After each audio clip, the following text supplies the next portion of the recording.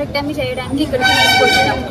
12th రోజు evening 5:30కి operation చేస్తా అని చెప్పి నైట్ 11:30కి తీసుకెళ్ళిన. ఆ రోజు ఫుల్ వర్షం ఉండే, పవర్ కట్ ఉండే, లాప్రోస్కోపీ కాబట్టి మా కరెంట్ పోయినప్పుడే సర్జరీ చేసిండు. మమ్మీ కిడ్నీ తీసేసేటప్పుడు అబ్డామిన్ కి రప్చర్ చేసిండు.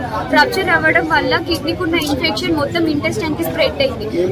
అది స్ప్రెడ్ అయిందని కూడా వాళ్ళకి తెలిసినా కూడా 3 days తర్వాత సిటీ స్కానింగ్ తీసి అప్పుడు మీ మమ్మీకి అల్సర్ ఉంది, ఇప్పటికిప్పుడు ఆ ఇన్ఫెక్షన్ అంతా స్ప్రెడ్ అయింది, ఇప్పుడు కాంప్లికేటెడ్ ఉంది కేసు, ఇప్పుడు సర్జరీ చేయాలని చెప్పి వాళ్ళే తీసుకెళ్ళిండ్రు, వాళ్ళే చేసిండ్రు. మా కన్సర్న్ ఏం లేకుండా చేసేసిండ్రు. అది కూడా ఫెయిల్ అయింది. ఫస్ట్ సర్జరీ ఫెయిల్ అయింది, సెకండ్ సర్జరీ ఫెయిల్ అయింది. సెకండ్ సర్జరీ అయిన 2 days కి మా డాడీకి స్టంట్ పడింది. స్టంట్ పడ్డ నెక్స్ట్ డేనే మీరు మమ్మల్ని ఫుల్ ప్రెషరైజ్ చేస్తున్నారు. మీ మమ్మీకి అన్ని ఆర్గాన్స్ ఇన్ఫెక్ట్ అయినాయి, మీ మమ్మీ బతకదు, ఇప్పటికిప్పుడు మీరు యశోద కన్నా వేరే ఏదైనా హైయర్ హాస్పిటల్ కి తీసుకెళ్తేనే తను మేబీ బతకొచ్చు అని చెప్పి మమ్మల్ని ఫుల్ ప్రెషర్ చేసి మేము మా డాడీని బ్యాలెన్స్ చేసుకోవాలి, మమ్మీని బ్యాలెన్స్ చేసుకోవాలని చెప్పి మేము నెక్స్ట్ డే తీసుకెళ్తామని చెప్పినాం. కానీ ఆ రోజు నైటే మమ్మీకి వెంటిలేటర్ వేసి మొత్తం ట్రీట్మెంట్ అంతా ఆపేసిండ్రు. మార్నింగ్ పోలీస్ వాళ్ళు వచ్చినాక వాళ్ళకి చెప్తే వాళ్ళు వచ్చే ముందు మళ్ళీ అన్ని కనెక్ట్ చేసి మేము ట్రీట్మెంట్ కంటిన్యూ చేస్తాను, వీళ్ళు అబద్ధం చెప్తున్నారని చెప్పి అట్లా పోర్ట్రే చేసి లాస్ట్ ఫ్రైడే మేము యశోదకి వెళ్ళాలి అని వాళ్ళు ఫుల్ ప్రెషర్ చేస్తే ఈ హాస్పిటల్ నుండి మేము ఒక కన్సర్న్ లెటర్ తీసుకున్నాం. అక్కడ జరిగే ట్రీట్మెంట్ కి మొత్తం రెస్పాన్సిబిలిటీ సంరక్ష హాస్పిటల్ అని తీసుకున్నాం.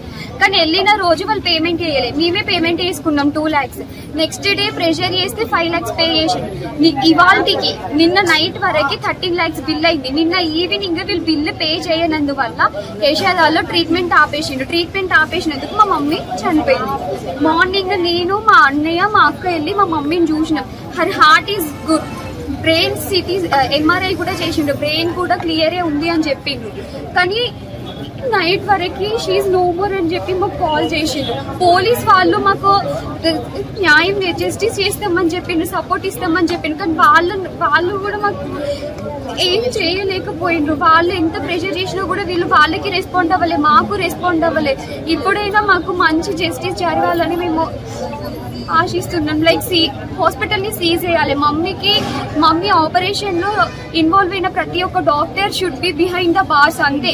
మా మమ్మీకి జరిగిన సిచ్యువేషన్ ఇంకెవరికి జరగద్దు అనేది మా మోటో అంతే. మేము అందుకే ఫైట్ చేస్తున్నాం.